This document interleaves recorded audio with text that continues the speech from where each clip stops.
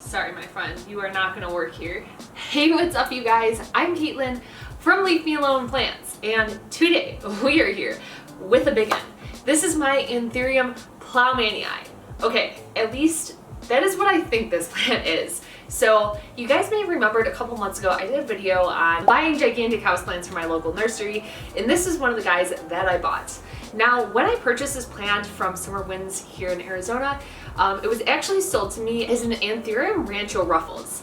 So after I brought it home, I went on the internet, I searched high and low, and I couldn't find anything about this Anthurium Rancho Ruffels. So I'm honestly not really sure if this is like actually a different cultivar or if it's kind of just like a fun little name that they decided to give it on their own. Who are you people? I know that is something that I've seen nurseries do before, where they kind of just like make up their own name, which I guess is fine, but it did throw me for a little loop. But after doing a series of searches, again, I do believe that this is the Anthurium Plowmanii Fruffels.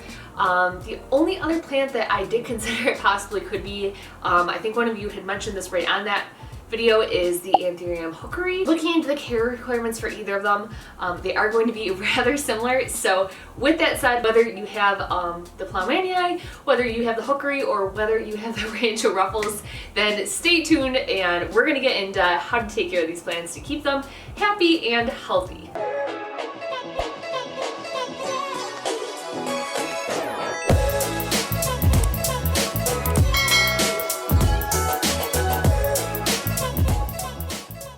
So as though we haven't already given this plant enough names, again, you might also know this plant as more common names such as the Wave of Love plant or the Bird Nest Anthurium. Now I am just going to take him out of his little cover pot right here. I have actually kept him in the nursery pot that he was in when I purchased him. I don't talk about this a ton on my channel. Let me just give you a little look at how big he is here from the top down. But yeah, I don't talk about this a lot here on my channel. However, when I first started getting into plants, I had this, I won't call it a bad habit, but I used to, as soon as I brought plants home from the nursery, take them out of their pot right away and repot them. I'm more of the camp now that if it's living in its nursery pot and it seems to be doing okay, I leave it in there. You know what? At the end of the day, if it's happy, you know what they say, if it's not broke, don't fix it. So that's kind of the approach that I've taken as of lately, and it seems to be going honestly better for me than my previous approach. So yeah, side note there, but this guy is still in his pot from the nursery. Now that brings us into soil. There's probably realistically no way of me showing you like exactly the soil. Let me see, maybe you can see that a little bit right there. But the soil mix that this guy is in is very rocky, very airy, and just has a lot of big chunks in it to kind of allow that water to be very well draining and free flowing. Oh my god, I can't talk. Free flowing through the soil. These guys do tend to be epiphytic. As you guys know, I love me a good epiphytic plant. If you're new here, first hit that subscribe button. And epiphytic plants basically just means it is a plant that doesn't have to grow in a normal soil medium. It can grow attached to other things with its roots kind of being more free and open. So with that said, they don't like to sit in super moist conditions. They don't like to have wet feet. So allowing a soil that's going to let that water flow through them really well is going to be what this plant wants. Now as for watering, again, I kind of had mentioned this in the original video when I purchased this guy. There's not a ton of information on these guys and how to take care of them on the internet currently. So I've really just been doing it by trial and error. For me, I only go in and water this guy maybe every like probably more like every 3-ish to maybe 1 month. 3 weeks to 1 month, I should say, is how often I go in and water this guy. When I do go in and water him, I give him a really thorough watering, making sure that there's water, draining out of the bottom of the pot and that soil is saturated throughout. But I don't water this guy super often. Now again, I do tend to be an underwaterer naturally, but I really haven't noticed that this guy has had any adverse effects from giving that infrequent of waterings. And based on the little information that is out there, it does seem to be pretty consistent with what other people are doing. Now I think whenever I talk about water, it also makes sense to talk about humidity in that same note. Now these guys are going to be native to tropical regions of Brazil, With that said, of course, in nature, being from Brazil, they are going to be used to in nature having a little bit higher of humidity. However, their leaves, I wish that you could feel them. They're very thick. Damn, she thick as fuck. They're very almost like succulent-like feeling.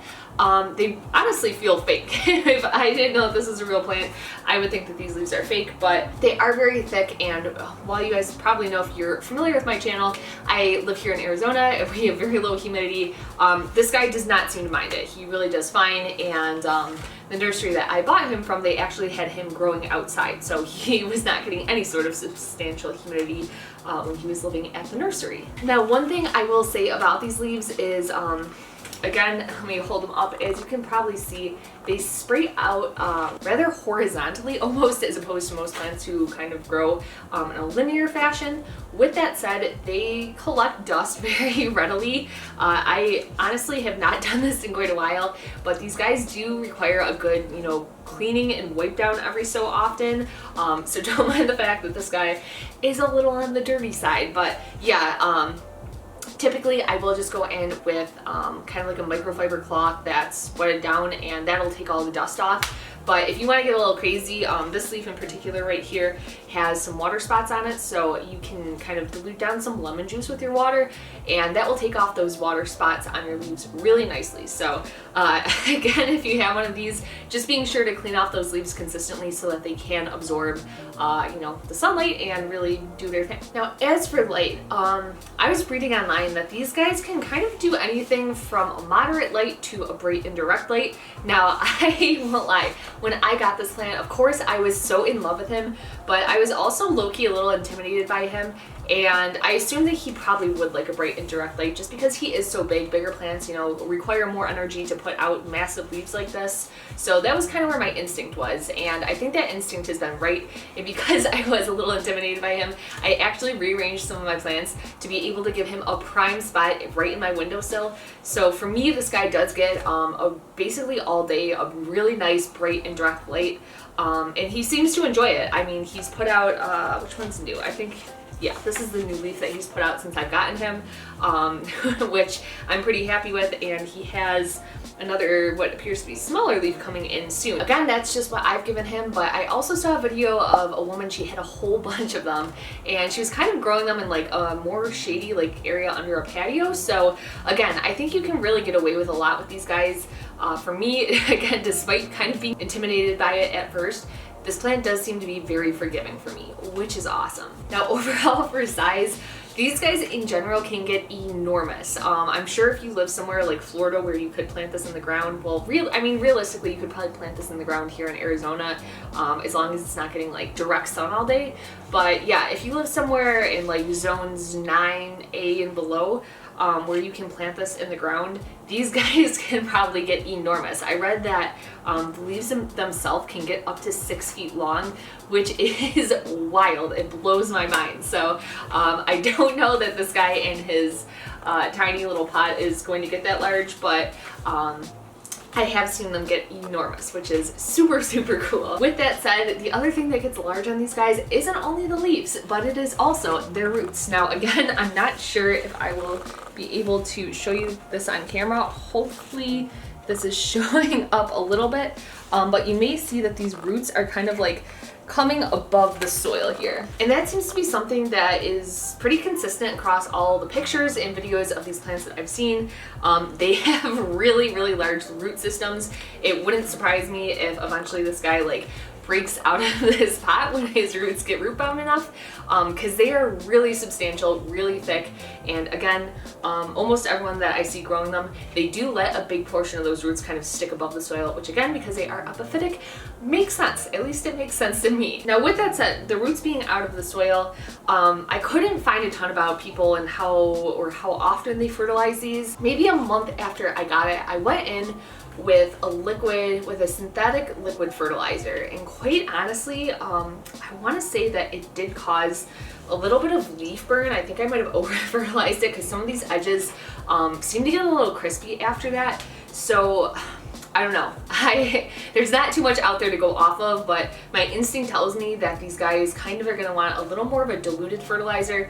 Ever since then, I've just kind of been going in regularly with worm castings on there, and that seems to be just fine. So again, maybe that time I went in with that synthetic, it could have just been a fluke, but that is personally at least what I have noticed. Now, as for propagation, if you're looking to propagate one of these, there's basically two methods that I read about online. So the first one is by doing a stem cutting. Basically, you're gonna want to go in, it's again so hard to show with this plant, but you're gonna want to go in on one of these stems and kind of cut as close to the base as possible. You are gonna need to get a node in there to root up, and kind of just by the way that this plant's shaped, it seems like it's really hard to do that, and in turn, what I was reading is that people don't seem to have super great success with doing it that way.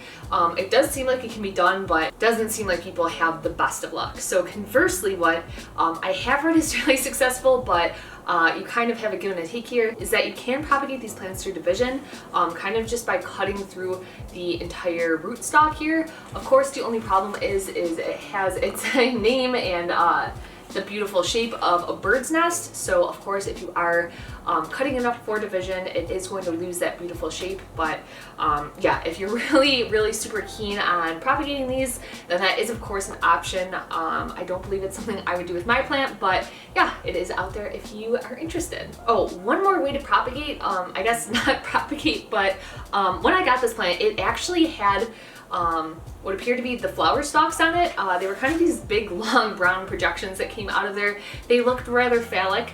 My understanding is that if you manually go in and pollinate this plant, it will actually put out seeds on there, and then of course you can collect the seeds and grow your plant from seed. So if you're looking to acquire more of these, then that is another option that you do have. Finally, as for toxicity, again, there is not a ton of information about these, but it does seem like the sap from these, or if you're, gnawing these down and ingesting them, that it can cause mild irritation to the eyes and I guess the linings of the intestines. Probably wouldn't recommend eating it. That's just me though. All right, well, I think that is everything that I had to go over about this big, large and in charge plant right here.